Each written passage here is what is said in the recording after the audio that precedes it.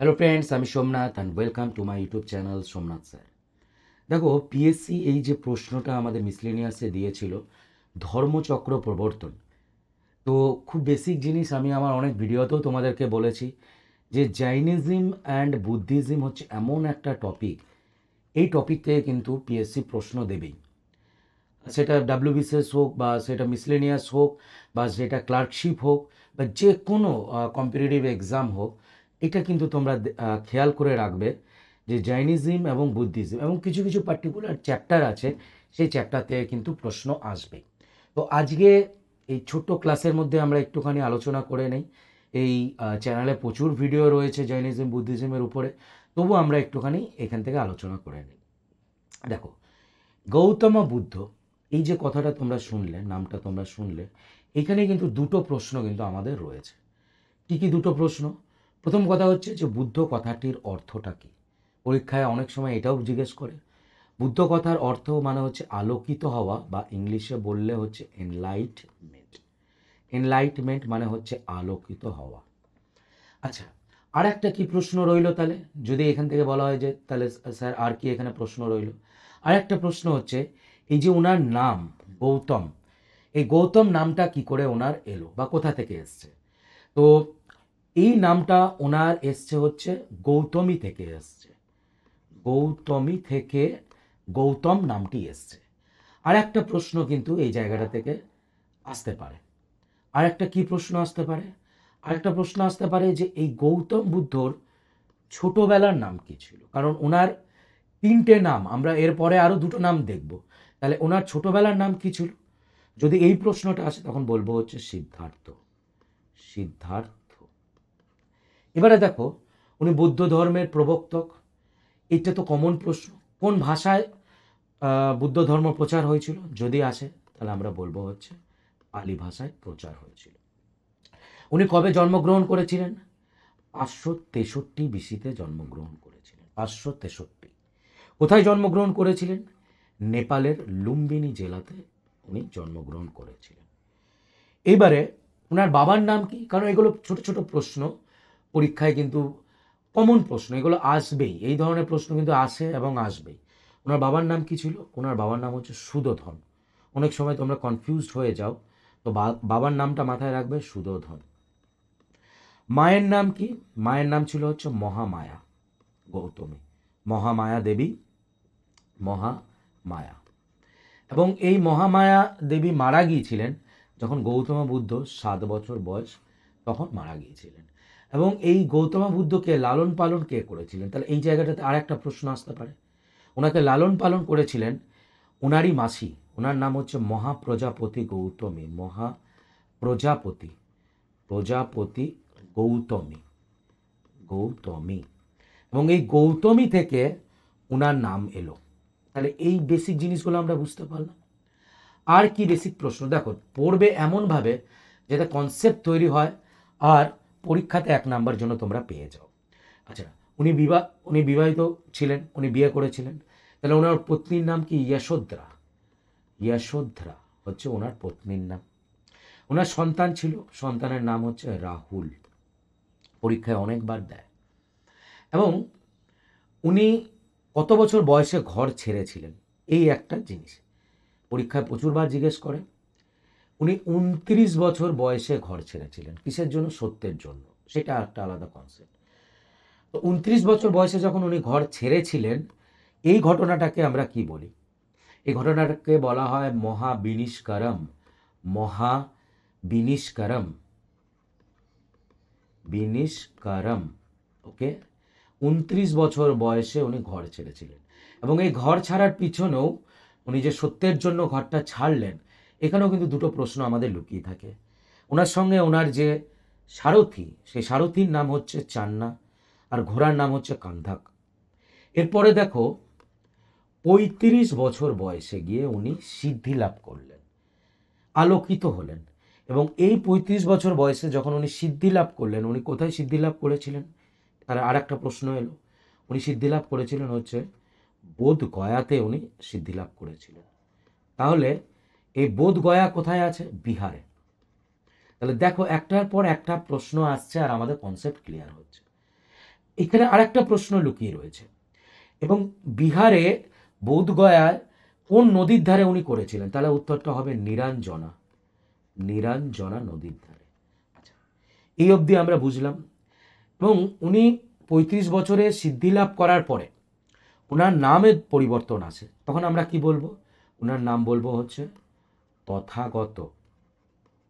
আর আরেকটা নাম ওনার হয়েছিল তথাগত ছাড়াও আরেকটা নাম আমরা জানি, যেটা হচ্ছে সাক্ষ্যমণি, সাক্ষ্যমণি। এই অবধি তো গেল হচ্ছে ওনার নামে। এরপরে উনি বাণী প্রচার করবেন।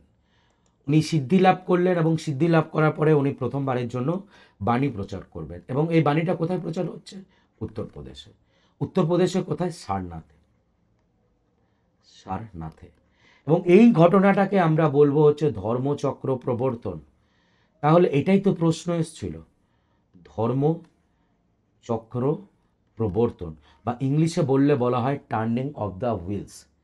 তার মানে ধর্মচক্র প্রবর্তন মানে আমরা এটাই বুঝলাম যে গৌতম বুদ্ধ সিদ্ধি লাভ করার পরে যখন উনি বাণী প্রচার করলেন, সেই ঘটনাটাকেই আমরা জানি ধর্মচক্র প্রবর্তন। তাছাড়া 80 বছর বয়সে গিয়ে উনি মারা গেলেন। এবং এই মারা যাওয়ার ঘটনাকেও কিন্তু আমরা আর একটা কথা বলতে পারি, যেটাও আমাদের কম্পিটিটিভ এক্সামে বহুবার প্রশ্নটা এসছে। আমরা কি বলবো? মহাবিনিষ্কারম না মহাপরিনির্বাণা? দেখো, মহাবিনিষ্কারম হচ্ছে যখন 29 বছর বয়সে উনি ঘরটা ছেড়েছিলেন, ওটা মহাবিনিষ্কারম। 35 বছর বয়সে সিদ্ধি লাভ করার পরে উনি যখন বাণী প্রচার করলেন, তখন ধর্মচক্র প্রবর্তন।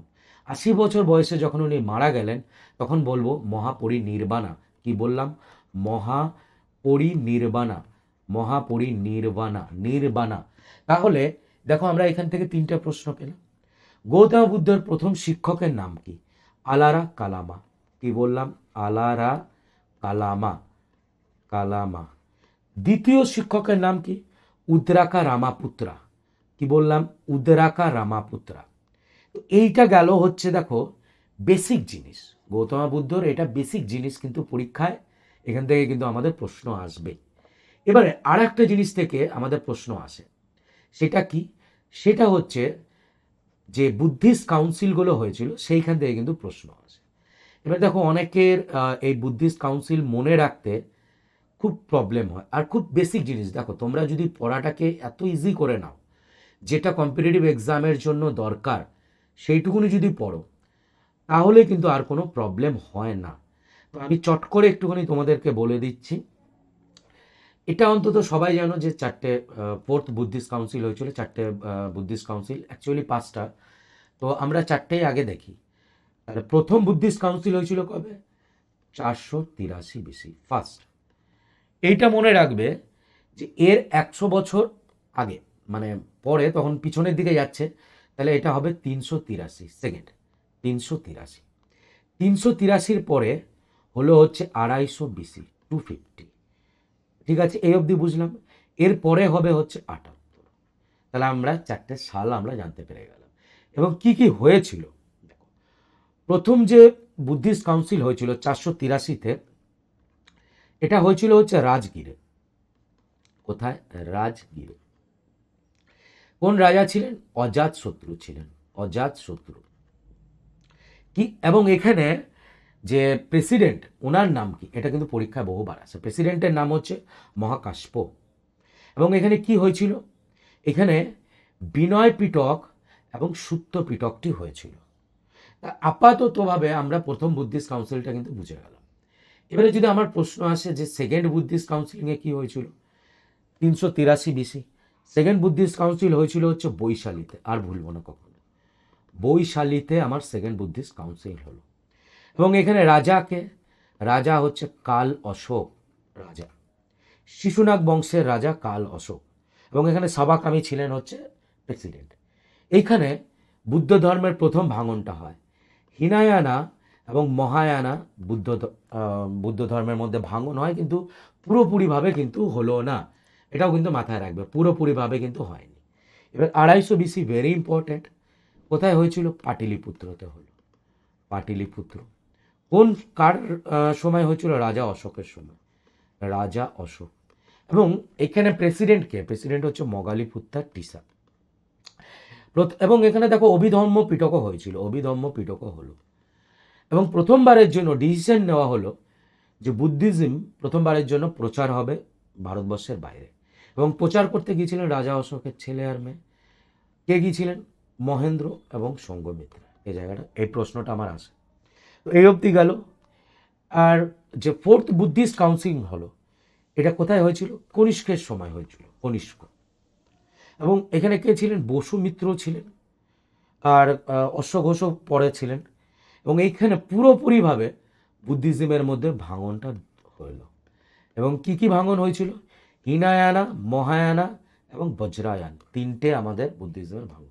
তো দেখো এখান থেকে যেটুকুনি বললাম, তোমরা কম্পিটিটিভ এক্সামে কিন্তু তোমরা এখান থেকে নাম্বার পেয়ে যাবে, খুব ইজিভাবে তোমাদের বললাম। এবং আলটিমেট ব্রহ্মাস্ত্র আলটিমেট পেড ব্যাচ তোমাদের জন্য লঞ্চ করা হয়েছে, যেখানে তোমরা ধরে ধরে চ্যাপ্টার ওয়াইজ জিএস পড়তে পারবে, মানে হিস্ট্রি, জিওগ্রাফি, পলিটি তোমরা পড়তে পারবে, তোমরা ম্যাথ করতে পারবে, রিজনিং করতে পারবে। এটা 3 মাসের একটি ক্র্যাশ কোর্স। এই কোর্সের মধ্যে তোমরা জয়েন হলে তোমাদের প্রিপারেশন তো তোমরা নিতেই পাচ্ছ। এবং কি কি তোমরা পাবে প্রথমে বলে রাখি, যারা জয়েন হতে চাইছো তোমরা এই হোয়াটসঅ্যাপ নাম্বারে মেসেজ করো, 8637506801 নাম্বারে।